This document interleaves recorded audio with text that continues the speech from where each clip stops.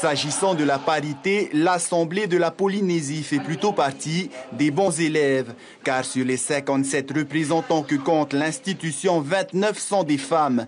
Et c'est mieux en commission. Exemple, sur les 9 commissions législatives de l'APF, 6 sont présidées par des femmes.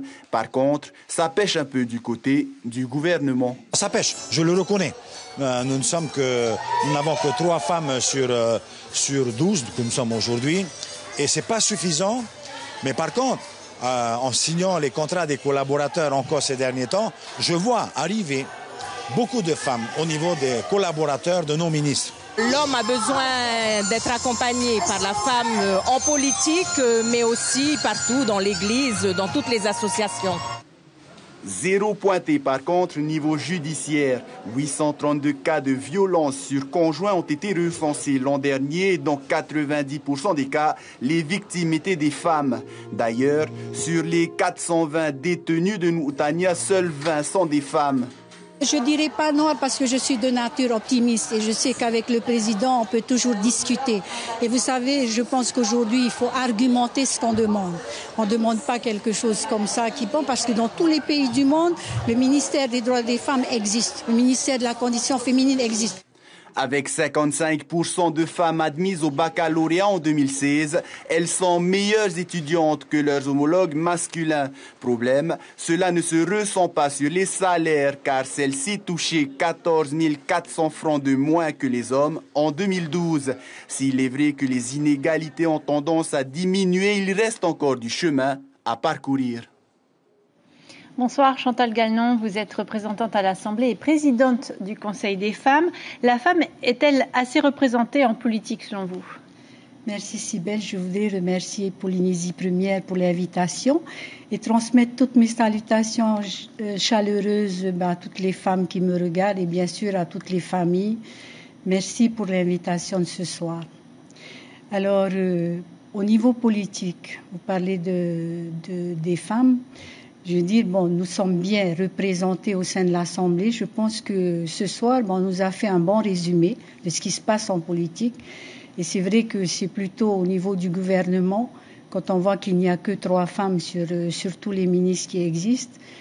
Et je pense qu'on pourrait donner encore plus de place aux femmes en politique parce que nous avons les moyens d'y être. Dans votre discours ce matin, vous avez regretté qu'il n'y ait plus de ministère de la condition féminine. La délégation féminine a été intégrée à la direction des affaires sociales. Quelles sont les conséquences de ce choix? Eh bien, moi, ce que j'ai regretté, c'est un ministère qui a toujours existé. Je ne comprends pas pourquoi il a été retiré. Parce qu'en fait, lorsqu'on regarde dans tous les pays, même en France, il y a le ministère des droits des femmes, ministère de la famille. J'ai entendu aujourd'hui que ça a été remplacé par le ministère de la famille. Oui, le ministère de la famille a sa raison d'être, mais le ministère des droits des femmes aussi a sa raison d'être. Pourquoi? Parce que vous avez des femmes qui ont œuvré pour qu'aujourd'hui nous puissions voter, nous puissions travailler. C'est un retour en arrière finalement. Ah oui, pour moi c'est un grand retour en arrière et c'est dommage pour les Polynésiennes que nous sommes. À travail égal, salaire égal, mais on est encore loin du compte. La rémunération moyenne des femmes est de 317 000 francs contre 331 400 pour les hommes. Qu'est-ce qui explique ces différences? Je pense que nous avons cette inégalité de salaire plutôt dans les entreprises privées. Parce que lorsque nous sommes dans des entreprises administratives, par exemple, nous sommes obligés dans les services administratifs, nous passons des concours et vous savez comme moi que les femmes sont aussi diplômées que les hommes, qu'elles passent les concours. Donc, je pense que c'est plutôt au niveau des entreprises privées, dans les commerces et tout ça, où nous n'avons pas vraiment droit de regard, nous n'avons pas vraiment de chiffres, de bonnes statistiques, quoi. C'est ce que je regrette un peu. Les femmes sont les victimes principales des violences sur conjoints ou concubins. On l'a vu dans le reportage, 832 victimes en 2016 contre 775 en 2015. Les chiffres augmentent. Oui, c'est ce qui est un peu dramatique. Et c'est pour cela que je vous dis, tout explique ce ministère qui doit réexister. Quand nous voyons cette violence, c'est une femme sur 3 pratiquement qui se fait violenter. Les chiffres augmentent aussi chez les mineurs. Ah oui, tout à fait. Alors je dis, on nous pose aussi la question, comment est-ce que vous faites pour vous occuper des mineurs? Moi je dis, si déjà nous faisons un travail chez les femmes, je dis que là aussi nous pouvons avancer. Et puis je dis, il faut que nous ayons un ministère pour pouvoir en discuter, pour pouvoir faire avancer tous les projets que nous avons.